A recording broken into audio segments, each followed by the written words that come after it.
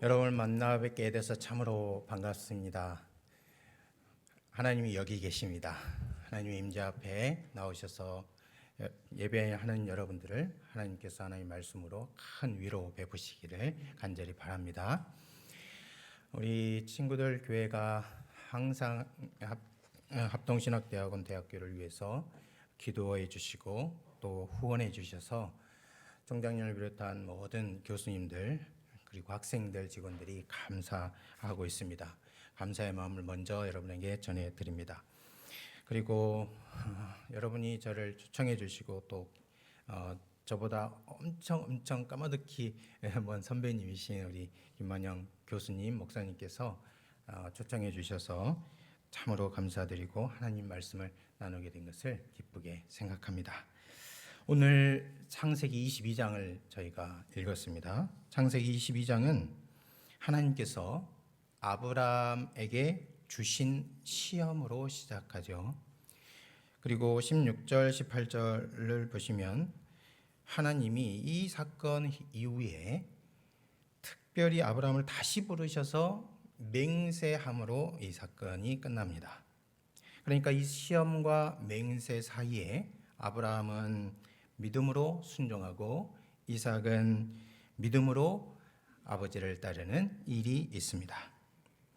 오늘 이 시간 이 말씀을 들을 때 하나님께서 우리 영혼에 성령님을 통해서 빛을 비춰주시고 하나님이 긴 기간 동안 얼마나 자기의 백성들을 사랑하시는지 그리고 얼마나 큰 일을 계획하고 계시는지 우리에게 알려주시고 큰 위로 베푸시기를 간절히 바랍니다.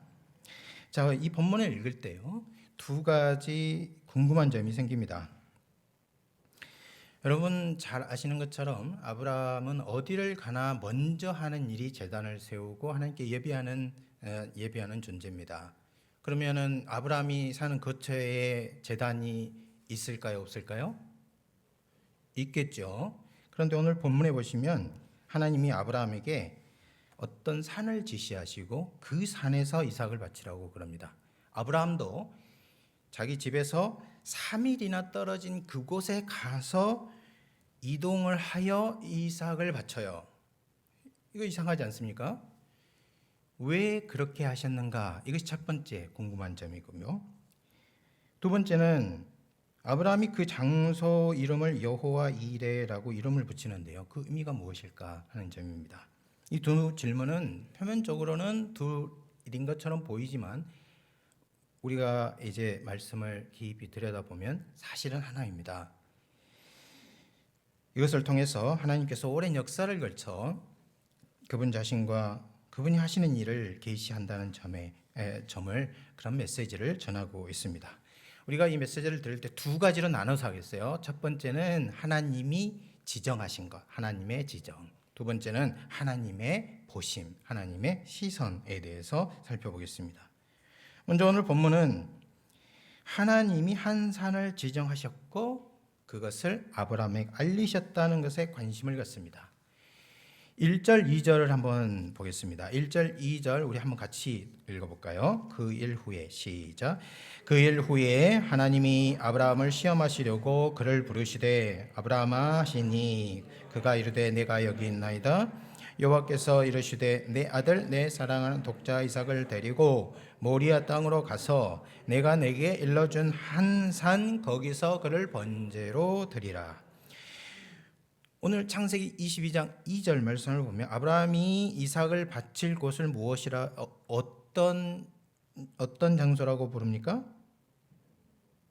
모리아 땅이라고 그래요. 모리아 땅. 모리아 땅이라는 말은 나타남의 땅이라는 뜻입니다. 나타남의 땅. 오늘 창세기 22장은 하나 중요한 개념이 이렇게 처음부터 끝까지 쭉 이렇게 흘러오고 있는데 보다라는 모티브입니다. 히브리 말로 라아인데요. 여기다가 미음을 붙이면은 명사가 돼요. 라아인데 모리아 그러면 명사 봄이 되겠죠. 나타나심의 땅입니다. 그런데 이제 문제는 모리아라는 이 지명은 아브라함이 이삭을 바친 사건 전에 만들어진 그런 지명이 아니고 사건 후에 그 사건의 이름을 따라서 그 장소 이름을 붙인 겁니다. 그래서 이 사건을 모르면 이 지명을 알까요, 모를까요? 모릅니다. 이스라엘 사람들도 이 모리아 땅이 어딘지 정확하게 특정을 할 수가 없어요. 현재도 그렇습니다. 그래서 여러분이 그 뒤에 성경책 뒤에 보면은 구약 신약 지도가 나오는데 여러분이 집에 가서 한번 보세요. 여기에 모리아라는 지명이 나오는지. 이거는 목사님 그냥 간이로 뒤에 성경을 이해하기 위해서 붙여놓은 거죠. 아주 자세한 지도책을 보면 나오지 않을까요? 라고 질문할 수 있어요. 그럼 여러분들이 찾아보세요. 아무리 비싼 지도책을 찾는다 하더라도 모리아라는 지명은 나오지 않습니다. 그럼 왜 성경에는 그런 것이 있는데요? 한 가지 예를 들어보겠습니다. 창세기 28장에 보면은 야곱이 에서의 미움을 받아서 아람 땅으로 도망가요. 그런데 도망가는 중에 한 밤에 거기서 자고 그 자는 중에 꿈에 하나님이 나타나십니다. 그래서 야곱이 아침에 일어나서 내가 여기가 하나님이 계신지 몰랐구나 이렇게 말하면서 그 땅 이름을 자기가 새로 짓습니다. 새로 뭐라고 지었을까요? 그 땅 이름을 벳엘이라고 지어요. 베이트엘. 베이트란 말은 집이고요. 엘은 하나님인데 그러니까 하나님의 집이라는 뜻이에요. 문제는 그 땅 이름이 본래 지명으로는 루스라는 곳입니다. 그러니까 무슨 말입니까? 루스라는 땅을 하나님이 야곱에게 나타나신 그 사건 뒤에는 그 사건을 아는 사람은 무엇이라 불렀다는 거예요? 베델이라고 불렀다는 겁니다. 그래서 그 이후에는 베델이라는 이름이 더 많이 쓰이게 됩니다. 본문으로 돌아와 보면 여기 말하는 모리아 땅이라는 것도 마찬가지예요. 이 사건 이후에 그 의미를 따라서 붙여진 것입니다. 그래서 이 산이 실제로 2장에 보면은 한 산이라고 하고 14절에도 여호와의 산 이렇게 말하는데 그 여호와의 산이라고 말하는 호렙산이나 신의 산 같은 곳이 아닙니다. 어딘지 모릅니다. 우리가 아는 것은 4절에 보면 브엘세바에서 지금 현재 아브라함이 사는 곳에서 보통 사람의 걸음으로 3일 동안 가야만 도착할 수 있는 장소라는 것만 알아요. 제가 읽어볼게요. 제3일에 아브라함이 눈을 들어 그곳을 멀리 바라보았다 그럽니다. 그래서 하나님이 이 장소를 말씀하셨어요.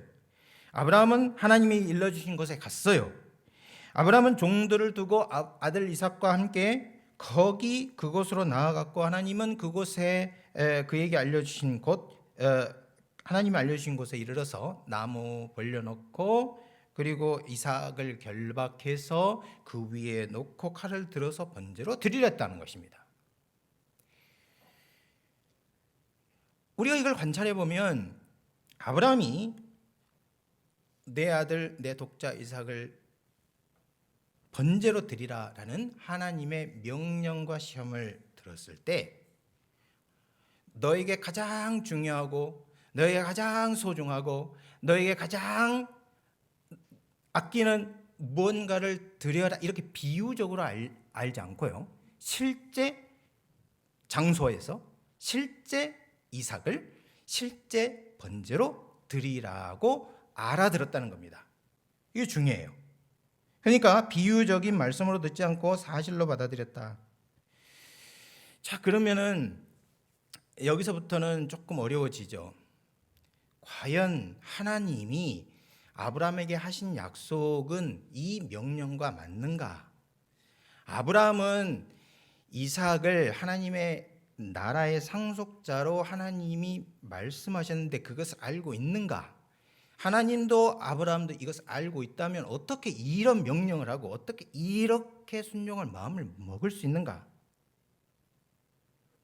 마음속에 여러 가지 질문이 생겨요. 동시에 아브라함이 우리가 이 본문을 읽으면 아브라함에 대해서 우리가 가진 또는 우리가 믿음이 부족하거나 아니면 믿음이 있더라도 지금 이 상황에 들어가 보면 할 수 없는 것을 투영해서 많이 읽습니다. 여러분, 만약에 아브라함이 이삭을 바칠 마음이 조금이라도 없었어요.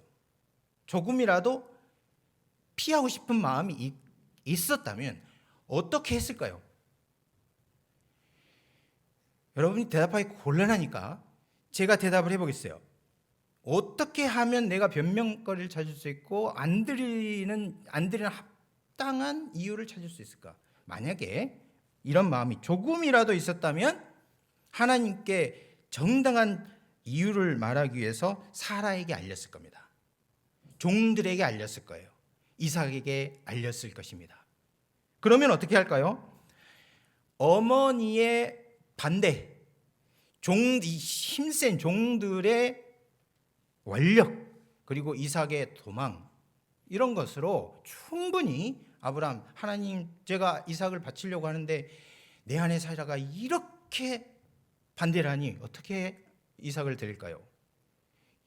아마 이 말을 종들이 들으면 우와, 우리의 주인이 드디어 나이 들어서 이게 사리 분별 잘 못하시는가 보다 생각하고 양쪽 팔을 붙들고 놔주질 않았을 거예요.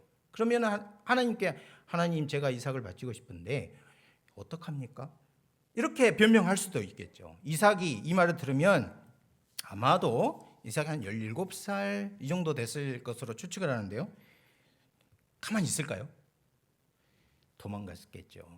아마도요. 그런데 아브라함은 사라에게 알립니까, 안 합니까? 종들에게 알릴까요, 안 알릴까요? 오늘 본문에 보면 사라에게도 종들에게 이삭에게 말하지 않아요. 어느 순간까지요? 그 일이 있는 장소에 도착할 때까지 얘기하지 않습니다. 아브라함의 침묵에서 어떤 무서운 결단 같은 것을 읽을 수 있어요. 아브라함은 하나님이 일러주신 그 산, 그 지점에 가서 반드시 문자적으로, 사실적으로 번제를 드릴 거야 라고 결심을 한 겁니다. 이것이 첫 번째 우리가 살펴볼 점이고요. 두 번째로는 하나님이 보신다는 점에 우리가 관심을 가져야 됩니다. 하나님의 시선이죠. 방금 앞에 살펴본 것처럼 아브라함의 행동은 뭔가 단순해 보이지만은 그 속에 굉장히 복잡한 뭔가가 있습니다. 우리는 아직 하나님께서 아브라함에게 알려주신 곳이 어딘지 알지 못하지만은 아브라함의 눈은 지금 우리와 다르게 그것만을 쫙 보고 걸어가고 있습니다. 아브라함은 무엇을 보고 있었을까요? 아브라함이 보고 있는 것에 대한 일면을 이삭과 아브라함이 나누는 대화 속에서 찾아볼 수 있어요. 창세기 22장 7절 8절을 보십시오. 제가 이것을 대화 형식으로 한번 바꿔볼게요. 이삭이 물어요. 7절, 아버지, 지금 우리 번제를 드리고 가고 있는 거 맞죠? 아브라함이 대답합니다. 8절에 그렇단다 하더라. 이삭이 다시 되묻습니다. 이상하네요. 불과 나무는 있는데 번제할 어린 양이 어디 있습니까? 지금 번제를 드리려고 하는 거 맞습니까? 아브라함이 대답합니다. 이건 같이 해보겠어요. 번제할 어린 양은 하나님이 자기를 위하여 친히 어떻게 한다고요? 준비하시리라. 사람들은 이 부분을 읽을 때 아브라함이 이삭의 질문을 받고 당황해서 얼떨결에 뜻없이, 어떤 별 뜻 없이 한 말로 생각합니다. 그러나 이 말은 상황을 볼 때 당황해서 얼떨결에 한 말이 아닙니다. 이 말은 하나님이 한 산을 지정하시고 하나님의 약속의 상속자요 또 자신의 독자를 바치라는 명령을 받은 후에 아브라함이 정말 깊이 생각한 말입니다. 3일이 지나도 변치 않는 어떤 깊은 생각이 반영이 되어 있어요. 또한 이 말은 아브라함의 믿음의 고백이기도 합니다. 그곳에서 하나님이 번제할 어린 양을 준비하신다. 여러분 8절에 하나님이 자기를 위하여 친히 준비하시리라 에서요, 준비하라는 말을 잠깐 살펴보겠습니다. 그러면은 이 본문의 메시지가 달리 보일 것입니다. 준비하리란 말은 본래 보시리라 하는 말이에요. 보시리란 말은 히브리 말로 이르예인데 여기서 우리가 늘상 잘 외우고 있는 하나님의 이름이 나옵니다. 여호와 이르예, 이런 이름이 나와요. 그러므로 창세기 22장 14절에서 이렇게 말하죠. 아브라함이 그 땅 이름을 여호와 이레라고 하였으므로 오늘날까지 사람들이 이르기를 여호와의 산에서 어떻게 하리라? 보여지리라. 이렇게 말했다고 합니다. 오늘 개역 개정판에는 준비되리라라고 번역을 했는데요. 8절과 14절 모두 준비하다 하는 말은 본래는 보시리라 그리고 보여지리라 하는 것입니다. 여러분 8절 같은 경우는 준비하리라라고 번역할 수 있어요. 왜냐하면 보다는 말을 어떤 대상에 대한 염려와 또 그 대상에 대한 관심을 나타낸 말로 표현하면 보다는 말이 돌보다 살펴보다 그런 말이 될 수 있잖아요. 그러면 돌보다 살펴보다는 의미에서 준비할 거예요. 하나님께서 이제 돌볼 것이고 살펴볼 것이고 준비할 것이다. 이렇게 이제 번역을 할 수 있거든요. 그러나 14절에 보면 이거는 수동태예요. 보다는 말의 수동태. 그러니까 하나님의 산에서 보여질 것이다. 이런 거거든요. 이것은 준비되리라는 말로 설명할 수 없습니다. 왜냐하면 보여지리란 말을 들을 때 연상되는 것은 어떤 대상이 드러나고 나타나는 것을 말하는 것이잖아요. 노출입니다. 그런데 그것을 왜 준비되리라고 번역했느냐?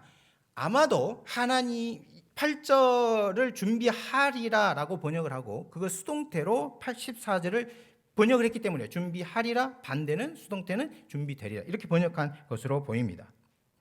그런데 이 말을 보시리라 보여지리라라고 우리가 읽으면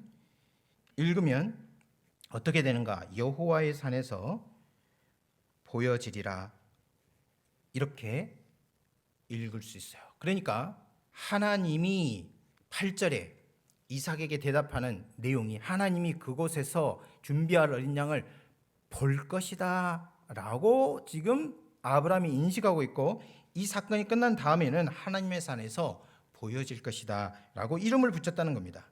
자, 그러면 아브라함은 사라도 종들도 이삭도 알지 못하는 무언가를 알고 이 말을 하고 있다는 것을 우리가 인식할 수 있어요. 무엇을 알고 있을까요? 적어도 하나님이 자신을 위해서 번제할 어린 양을 친히 보고 계신다 하는 사실을 알고 있죠. 아브라함이. 현재로서는 이것을 안다 해도 아무것도 달라지는 것이 없습니다. 독자 이삭을 데리고 가서 실제 문자적인 의미에서 번제로 잡아서 드려야 됩니다. 인간적인 눈으로 볼 때 이 결말 어떻게 될지 아브라함 몰라요. 사건이 어떻게 진행이 되고 그 결과가 어떻게 될지 아브라함이 추측을 못합니다. 그러나 아브라함은 알아요. 하나님이 번제할 어린 양을 친히 보고 계신다 하는 것을 분명히 알고 있어요. 이게 아브라함이 고백하는 믿음의 고백입니다. 자, 그런데 한 가지 이상한 점이 있습니다. 여러분, 이 사건은 이삭이 죽지 않고 대신 그 이삭 대신에 번제할 다른 순양이 예비되었고 그것으로 하나님께 번제를 드리는 것으로 끝납니다. 그러면 그 땅 이름이 어떻게 돼야 될까요? 그 땅 이름이 제가 여러분 대답하기 힘드시니까 두 가지 선택지를 드릴게요. 지금 사건이 끝났어요. 하나님이 보셨더라 이렇게 해야 될까요? 아니면 앞으로 하나님이 보실 것이다 이렇게 이름이 붙어야 될까요? 첫 번째입니까? 두 번째입니까? 첫 번째죠, 당연히. 왜냐하면 사건이 끝났잖아요. 그러면 시선이 거기서 멈춰야 되는 거거든요. 그런데 하나님께 이삭을 드리라는 명령을 듣고 어린 양으로 대치돼서 이 사건이 끝났는데도 그 땅 이름이 뭐냐면 여호와께서 보실 것이다 인 거예요. 그리고 사람들은 그쪽을 지나다닐 때마다 그렇게 그 땅에 올 때마다 하나님을 기억합니다. 하나님이 이곳에서 무언가를 보실 것이다. 한 가지만 더 해보겠습니다. 여러분, 히브리어에는 시제가 둘이에요. 완료, 미완료. 완료라는 것은 완성된 걸 표현한 것이고요. 그러니까 오늘 본문에 말하면 하나님이 번제할 어린 양을 보셨다 이렇게 끝나는 거예요. 근데 그거 말고 미완료라는 게 있습니다. 우리 영어나 현재 시제는 여러 가지 시제들이 있지만 히브리어는 두 개밖에 없어요. 근데요, 오늘 이 보시리라 하는 것은 미완료입니다. 완성된 게 아니에요. 그런데 그 미완료에 미래를 나타내는 표현도 할 수 있지만 그 외에 완료가 표현할 수 없는 것을 다 표현할 수 있어요. 그 속에 뭐가 들어갈까요? 예를 들면 보실 것이다, 미래 또 들어가지만 내가 보고자 한다, 어떤 갈망이라든지 열망이라든지 이런 것도 미래로 표현하고 미완료로 표현하고요. 그 다음에 의지 같은 거요. 내가 볼 거야, 보고야 말 거야, 이렇게 하는 단어는 의지도 미완료로 표현해요. 자, 그러면 이 세 가지를 본문에 적용해 보겠습니다. 하나님이 번제할 어린 양을 친히 보시리라, 미래로 번역했어요. 오늘 본문에 그렇게 됐습니다. 그런데 그거를 열망으로 번역하면 어떻게 됩니까? 열망을 뜻을 담으면 하나님이 번제할 어린 양을 보고자 하신다. 의지로 번역하면요, 하나님이 번제할 어린 양을 반드시 이곳에서 볼 것이다, 보고야 말 것이다 라고 표현할 수 있어요. 그러니까 하나님은 이 산에서 번제할 제물을, 드릴 제물을 보고자 하는 열의를 가지셨고 보고야 말리는 의지를 가지신 분으로 나타난다 하는 겁니다. 여러분, 만일 아브라함이 이삭을 바치기 전에 한 짐승을 예비하였다가 이삭 대신에 그것으로 번제를 드리는 것을 보았다면, 하나님이 그것을 보여줬다고 우리가 이 본문을 해석하면, 이 본문은 아브라함의 3일 후에 무슨 일이 일어날지 예측하는 능력, 예지 능력이죠. 예지 능력을 드높이는 본문이지 하나님이 무엇을 하실지에 대한 아브라함의 시각, 믿음을 나타내는 본문이 아니에요. 그러나 오늘 본문은 아브라함의 예지 능력이 드러나는 것이 아니고 하나님이 아브라함에게 드러내신 하나님의 마음이 드러난 본문입니다. 하나님은 여기서 뭘 한다고요? 재물을 볼 거예요. 미래 보고자 하셔요. 열망, 반드시 보고야 말 것입니다. 그러면 하나님께서 이것을 여기서 무엇을 보셨는가 우리가 살펴보겠습니다. 이것이 이제 두 번째로 살펴봐야 하는데 하나님의 시선입니다. 하나님께서 아브라함에게 일러주신 산, 그 장소에 후에 모리아, 하나님의 나타나심이라는 명칭이 붙여졌다는 사실을 기억하면서 구약에서 두 구절, 신약에서 세 구절을 찾아보겠습니다. 구약 역대하 3장 1절, 사무엘하 24장 25절인데요. 역대하 3장 1절부터 보겠습니다. 구약에 나타난 하나님의 시선. 자, 제가 읽어보겠어요. 솔로몬이 예루살렘 모리아 산 위에 여호와의 전 건축하기를 시작하니 그것은 전에 여호와께서 그의 아버지 다윗에게 나타나신 것이요 여부스 사람 오르난의 타작 마당에 다윗이 정한 곳이라. 자, 여러분, 이 본문에서 주목할 점이 뭡니까? 첫 번째로 이 땅 이름이 모리아입니다. 어디서 봤죠? 아브라함이 이삭을 드린 곳을 창세기 22장은 모리아 땅 그랬는데 여기서 모리아 산이라고 붙였어요.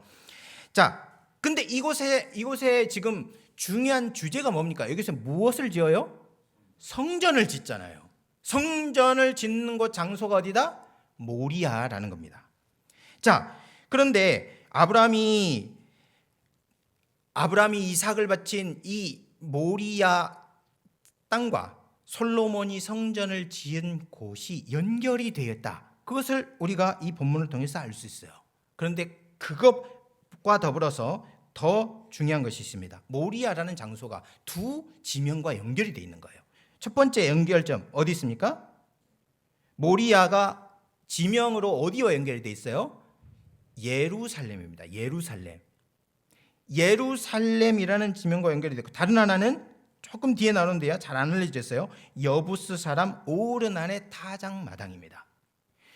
과연 여기가 어딜까요? 왜 다윗은 여기에, 그 뒷구절을 보십시오. 그 타작 마당에 다윗이 정한 곳이라 그래요. 정한 거, 뭘 정했다는 걸까요? 성전 터를 정했다는 겁니다. 이 본문은 참 특이하죠. 왜냐하면 성경 어디에도요 다윗이 성전 터를 정해줬다는 문구가 명시적으로 나오지 않아요. 다만 성경에 보면 어떤 것을 매매를 하는데 그 땅을 산 것이 나중에는 어떤 용도를 위해서 지정한 것을 가리키는 그런 의미를 나타낼 때가 있습니다. 약속의 상속자들의 매장지로 정해진 것이 무엇에서 출발하냐? 아브라함이 막벨라 구를 산 데서 출발하고요. 나중에 야곱이 세겜 땅을 산 것이 원인이 됩니다. 이것과 마찬가지로 다윗이 아라우나의 타작마당을 샀어요. 거기서 제단을 쌓고 하나님께 기도를 드렸어요. 그것이 매매를 넘어서 어떤 지정의 뜻을 갖는다 하는 것입니다. 그러니까 이것은 이런 점에서 보면 솔로몬은 성전을 지을 때 성전 재료 다윗에게, 성전 설계소 다윗에게, 그리고 성전 터까지 다윗에게 받은 것입니다. 여러분, 역대기 기자 3장 1절 읽었는데요. 역대기 기자는 지금 공간적인 지도가 아니라 약 1000년에 가까운 장구한 역사를 가진 신학 지도를 그리고 있습니다. 솔로몬이 성전을 지은 터가 가까이는 어디입니까? 다윗이 아라우나의 타작마당을 산 곳이고요. 조금 더 멀리 가보면은 다윗이 정복한 예루살렘이고, 또 궁극적으로는 뭡니까? 아브라함이 이삭을 하나님께 번제로 바치라고 명령을 받은 그 산, 그 장소라는 것입니다.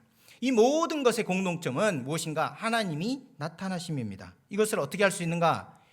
왜 성전터가 예루살렘에서 아무 장소는 될 수 없고 아라우나의 타작마당이 될 수밖에 없는가? 그 실마리를 사무엘하 24장에 보면은 찾아볼 수 있습니다. 사무엘하 24장 18절부터 25절까지 읽으면 전체 문맥을 알 수 있는데요. 그 중에 24절, 25절을 읽어보겠습니다. 제가 읽어보겠습니다. 왕이 아라우나에게 이르되 그렇지 아니하다. 내가 값을 주고 내게서 사리라. 값없이는 내 하나님 여호와께 번제를 드리지 아니하리라 하고, 다윗이 은 50세겔로 타작마당과 소를 사고 그곳에서 여호와를 위하여 제단을 쌓고 번제와 화목제를 드렸더니, 그 다음부터는 같이 읽습니다. 이에 여호와께서 그 땅을 위한 기도를 들으시고 이스라엘에 내리는 재앙을 그쳤더라. 여기는 아라우나의 타작마당에 얽힌 어떤 이야기를 전해주고 있는데, 그게 무엇입니까? 다윗이 아라우나의 타작마당을 사고 거기서 뭘 했다는 거예요? 번제와 화목제를 드렸습니다. 왜 번제와 화목제를 드렸을까요? 다윗이 행한 인구조사 죄 때문입니다. 이것이 왜 그렇게 큰 죄가 되는가? 이것은 따로 우리가 말씀을 연구해야 합니다. 또 말씀을 전하고 드려야 합니다. 그러나 오늘 주제는 아니에요. 그러나 이 죄를 하나님께서는 굉장히 심각하게 생각하시고 이스라엘 온 땅에 전염병을 보내십니다. 그래서 단 위에 단부터 밑에 브엘세바까지 7만 명이 죽게 돼요. 그리고 그 일을 여호와의 사자가 이끌면서 하게 되는데, 그 여호와의 사자가 16절에 보면 여부스 사람 아라우나의 타작마당 곁에 나타납니다. 이때 다윗은 그 여호와의 사자에게 기도하고 하나님께서는 그곳에 제단을 쌓으라고 명령하시며 다윗에게 제사와 번제를 받고 그 땅을 용서합니다. 여러분, 그렇기 때문에 여부스 사람 아라운의 타작마당은 어떤 장소인 거예요? 하나님이 나타나신 장소입니다. 나타나셔서 무엇을 한 장소입니까? 이스라엘의 죄를 용서하시고 그 죄 때문에 하나님께서 보내신 재앙을 멈추게 한 곳입니다. 그럼 중간 정리를 해보겠습니다. 구약 아브람 때부터 역대기 기자가 말하는 시대까지 신학적인 지도가 지금 그려지고 있어요. 모두 다 모리아하고 연결이 돼 있고 하나님이 각 시대, 각 장소에 나타나셔서 행하신 일과 관련이 있다는 것을 우리가 알았습니다. 그러면 하나님이 아브라함이 이삭을 바친 곳부터 시작해서 다윗이 정복한 예루살렘, 그리고 아라우나의 타작마당, 그리고 솔로몬의 성전을 지은 여기서 하나님의 시선이 그칠까요? 그렇지 않습니다. 하나님의 시선은 신약에까지 이어지고 종말까지 이릅니다. 이것을 알아보기 위해서 신약에서 세 구절 찾아보겠습니다. 요한복음 2장과 계시록 11장 14장입니다. 먼저 요한복음 2장을 보겠어요. 사도 요한이 이 성전, 솔로몬이 지은 성전이 지어진 곳에 있었던 일을 하나 소개해요. 2장 19절 21절에 보면 이렇게 말합니다. 예수께서 대답하시되 너희가 무엇을 하려라? 이 성전을 헐라 내가 사흘 동안에 다시 일으키리라. 유대인들이 이르되 이 성전은 46년 동안 지었거늘 내가 3일 동안 일으키겠느냐 하더라. 그러나 예수는 무엇을 가리켜 말씀하신 겁니까? 성전된 자기 육체를 가리켜 말씀하신 것이라. 솔로몬이 성전을 지었는데 그것은 외적인 성전이죠. 그것이 가리키는 본체는 본래 그것이 아니라는 것입니다. 그래서 히브리서 13장 12절에 그러므로 예수도 자기 피로서 백성을 거룩하게 하시려고 영문 밖에서 고난을 받으셨느니라 라고 말합니다. 이곳이 어디입니까? 그러니까 십자가에 우리 주님이 죽으신 장소예요. 여러분, 그러면 다시 처음으로 돌아가 보겠습니다. 하나님께서 이 산에서 무엇을 보셨는가?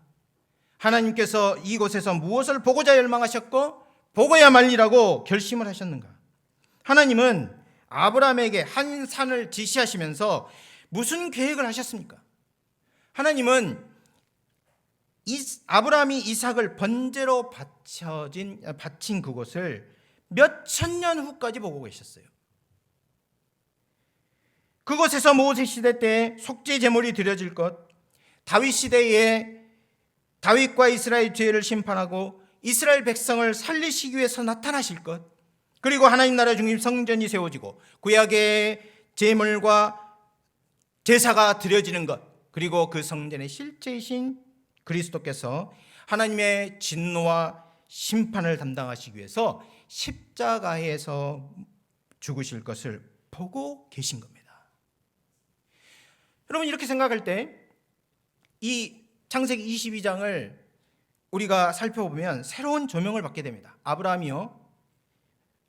아브라함이 종들을 두고 이삭과 함께 걸어가는데 그걸 성경이 어떻게 묘사합니까? 아브라함이 불과 칼을 들고 앞서가고요. 뒤에 누가 따라갑니까? 이삭이 따라가는데 자기가 죽을 나무를 쥐고 따라가요. 여러분, 이게 무슨 모습일까요? 만일 하나님이 사람의 모습으로 여기서 나타나서 역사 속에서 사람의 죄로 인한 죽음, 죄로 인한 재앙과 질병과 모든 어둠과 악을 제거하시는 일을 하고자 할 때 도대체 어떤 방식으로 그 구원을 이루실 것인가를 그림처럼 보여주고 있는 것입니다. 그렇기 때문에 이것은 하나님께서 자기 아들을 십자가에 내주시면서 세상의 모든 죄를 심판하는 종말론적 심판과 공의, 그리고 사랑을 역사 속에서 미리 보여주는 하나님이 쓰시는 언어다라고 볼 수 있는 것입니다. 예수님은 유대인들에게 말했죠. 아브라함이 과연 이것을 알았을까? 과연 이것을 보았을까? 예수님이 직접 증거하셔요. 요한복음 8장 56절에 이렇게 말합니다. 한번 같이 읽어보겠어요. 너희 조상, 시작. 너희 조상 아브라함은 나의 때 볼 것을 즐거워하다가 어떻게 하고 기뻐했다? 보고 기뻐했다. 보고. 아브라함은 비록 희미하게 볼 뿐이었지만 하나님이 그 땅 그곳에서 이삭을 바치라고 할 때 하나님 무엇을 보고 계셨는지를 자신도 본 거예요. 그렇기 때문에 하나도 좌로나 우로나 비껴가지 않고 하나님이 지시한 그대로, 하나님이 옳다고 생각하고 하나도 빼지 않고 그대로 명령받은 대로 행했다. 그것을 일컬어 우리 예수님이 아브라함이 보고 나의 영광을 보고 즐거워했다, 그렇게 말하고 있는 겁니다. 그래서 아브라함은 번제할 어린 양 어디 있습니까? 라고 질문한 이삭에게 말할 수 있었어요. 번제할 어린 양은 하나님이 친히 어떻게 하신다? 보고 계신다. 그렇게 말했던 것입니다. 그러면 하나님의 시선은 그럼 십자가에서 멈추는가? 그렇지 않습니다. 이런 시선, 십자가를 넘어서 종말에까지 이르러요. 요한계시록 11장 8절을 보면 이런 말씀이 있습니다. 이것도 한번 같이 읽어보도록 하겠습니다. 그들의 십자가, 시작. 그들의 십자가 큰 성 길에 있으리니 그 성은 영적으로 하면 소돔이라고도 하고 애굽이라고도 하니 곧 그들의 주께서 십자가에 못 박히신 곳이라. 이 성은요, 성전이 가운데 있었던 곳인데 예루살렘을 가리킵니다. 그런데 그 예루살렘이 어떻게 된다고 하냐면 이방인들에게 짓밟히고 무정위에서 올라온 짐승들이 전쟁을 일으켜서 신자들이 그곳에 순교한다고 그럽니다. 바로 그것을 이끌어서 이 큰 성 이렇게 말하고 있어요. 그런데 이 장소가 어디입니까? 그 뒷부분에 보면 주께서 십자가에 못 박히신 곳이라 그렇게 말하고 있는 것입니다. 여러분, 사도 요한이 순교자죠. 자기 전에도 순교자가 있었고 그 후에도 순교자가 있습니다. 여러분, 주님의 이름 때문에 죽어간 사람들이 다 예루살렘에서 죽었을까요? 그렇지 않습니다. 예루살렘에서도 죽었고 사마리아에서도 죽었고 그리고 그 외 지역에서도 바울이 전도하는 곳에서 수없이 많은 사람들이 죽었고 바울은 로마에서 순교를 했죠. 다 장소가 달라요. 다 장소가 다른데 그곳에서 순교하는 곳을 오늘 성경은 뭐라고 말하냐? 주께서 십자가에 못 박히신 곳이라 그렇게 말하고 있는 겁니다.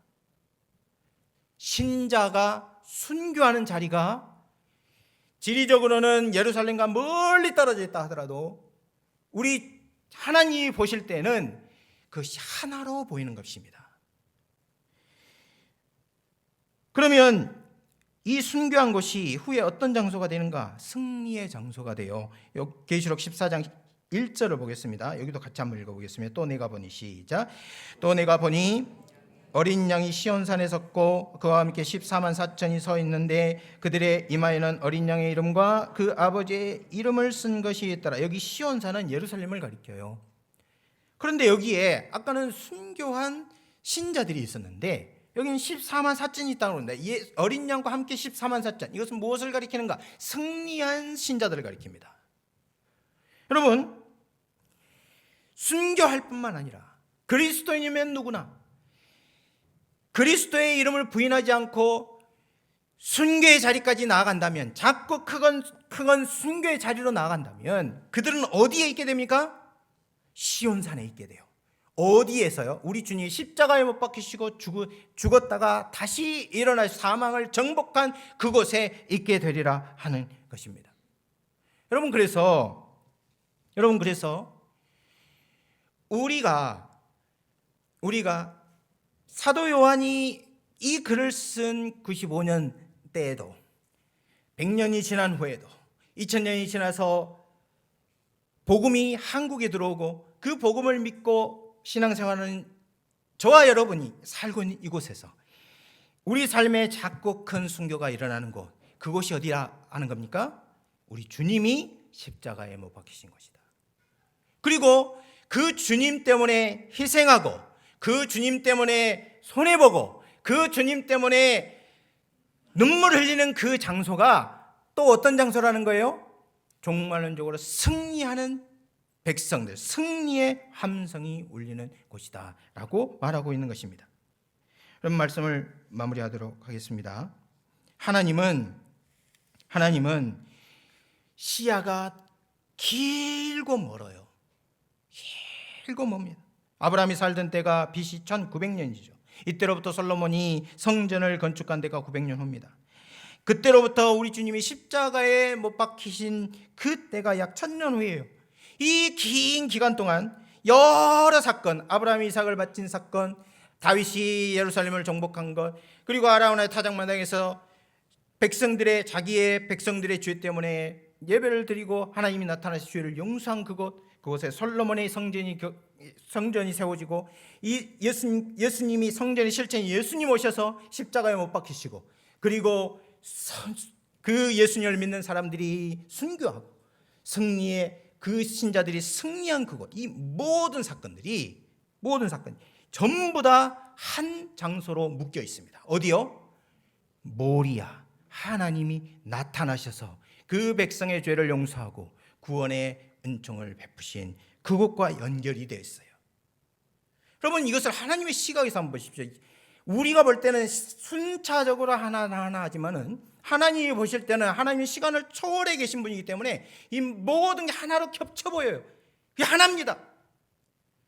그러니까 아브라함이 이삭을 바치는 그곳에서 십자가를 통과해서 성도들이 순교하고 희생하고 눈물을 흘리는 그것을 넘어서서 마지막 날 하나님 나라에서 완성되는 그것까지 하나님은 통으로 보시고 있는 것이죠. 그러면 이게 어떤 의미인가요? 십자가 사건을 아브라함이 이삭을 바치는 그 사건이 해석을 하고 십자가 사건이 다시 그 구약 사건을 해석을 합니다. 동시에 이 눈으로 하나님이 순교자, 이 땅을 살아가는 신자들 눈까지 다 연결되어 있다는 것을 보여주죠. 하나님이 우리를 보실 때 어떤 시각으로 보신다고요? 십자가 창을 통해서 보신다는 거예요. 죄의 용서를 받은 존재로, 하나님의 사랑을 받은 존재로 그렇게 보이는 거예요, 하나님 눈에는. 그러면 신자들은 하나님을 어떻게 봅니까? 하나님은 이전에는 내 죄 때문에 나에게 진노하시는 분, 내 죄책 때문에 분노하시는 분이었지만 이제는 십자가를 통해서 하나님을 봐요. 그러면 어떨까요?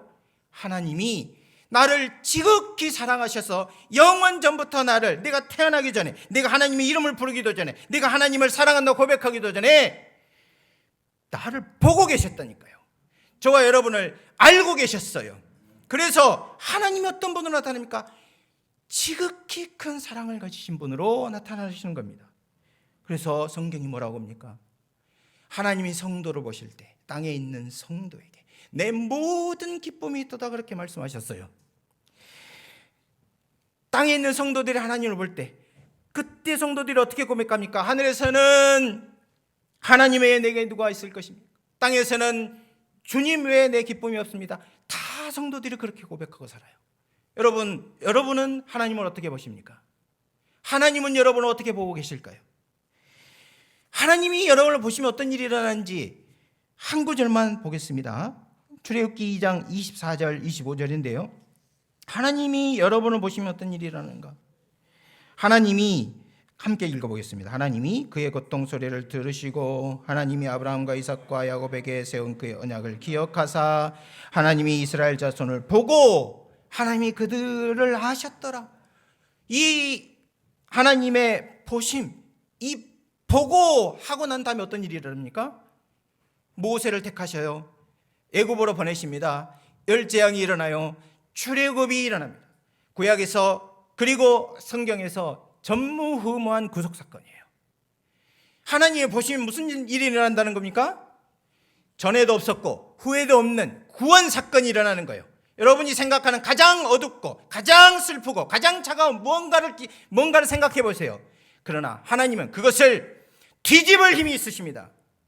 그것을 해결할 힘이 있으세요. 하나님 보시면 구원이 일어납니다.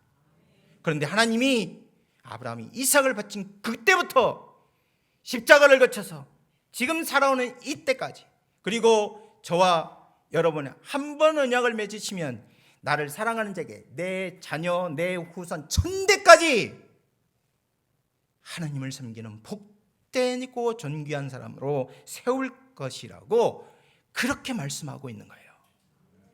여러분, 왜 하나님이 이런 걸 생각해내시고 이런 특이한 방식으로 구원을 하실까요? 이것은 성경적인 근본적인 메시지하고 관련이 있습니다. 여러분, 십자가는 즉흥적인 아이디어가 아니에요. 창조와 역사 속에서 수많은 사건이 연결되어 있습니다. 그것도 하나님의 시선이 분명히 들어가더라고, 마치 다 이렇게 보도록 성경이 유도를 하잖아요.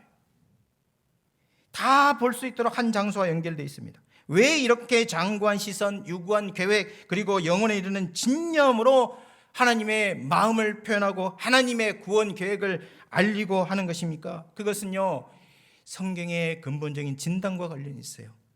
성경에 따르면 인간의 죄가 그만큼 심각한 겁니다. 우리의 상태가 그만큼 절망적인 거예요. 그래서 하나님이 무한하신 자신의 지혜를 총동원하고 전능하신 하나님의 능력을 통투입하고 거룩하신 하나님의 그 거룩을, 공의를 총집결하고 무한하신 하나님의 사랑을 총집중해야 우리의 죄가 해결되고 하나님이 우리를 사랑으로 보고 우리가 하나님을 아버지라 부를 수 있었기 때문에 그렇게 하셨어요. 이 구원을 우리가 믿는 사람이면 그냥 디폴트로 받아요.